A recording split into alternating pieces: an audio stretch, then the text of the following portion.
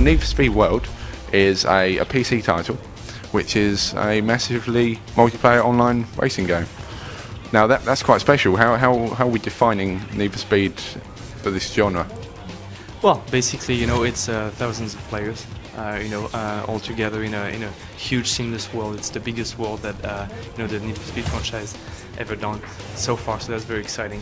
It's a huge social experience, mixed with obviously the classic racing from the Need for Speed franchise. So that's really what it is. There's an RPG-like progression in Need for Speed World. So obviously you can play the game this way, but we really want the game to be fun at any level, with any cars. You're not gonna have to max out to just get access to great cars, and and you can actually. There's a cool thing with this feature is you can rent higher level cars. So basically, if your friends are higher level, which is usually a problem with MMOs, you can't really play with them. Exactly. And like if you stop playing for a month, then you're behind now, and you can't play with your friends anymore. So in this case, you can actually rent a higher level car and then play with them. So yeah, that's that. You can take some shortcuts to actually connect people together, which is really important for the success of an MMO, we believe. Definitely that. So I could be driving around in M3 and people are going to look at me and think that guy knows he's good at this game, or I may have just rented it from the local garage.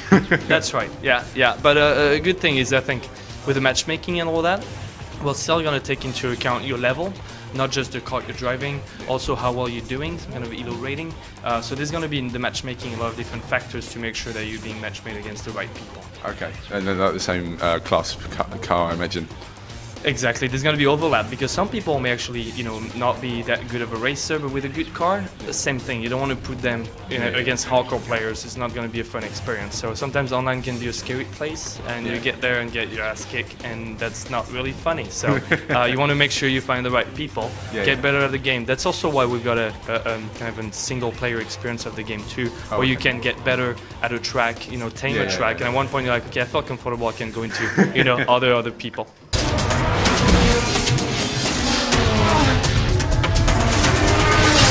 Now MMOs are known for their payments. What are microtransactions like on Need for Speed World? Could I play it for free or? Well, basically it's a bit of a hybrid model that we believe strongly in. You can download the game for free, so that's cool, and you can actually kind of play the game for the first few levels, which is going to be quite a few levels. I mean, enough levels for you to get a good idea of what the game is about. And at this point, you're gonna have the ability to buy a starter pack that's gonna unlock the whole game. At this point, it's gonna become microtransactions / micro payments stuff for you to actually buy different items in the game.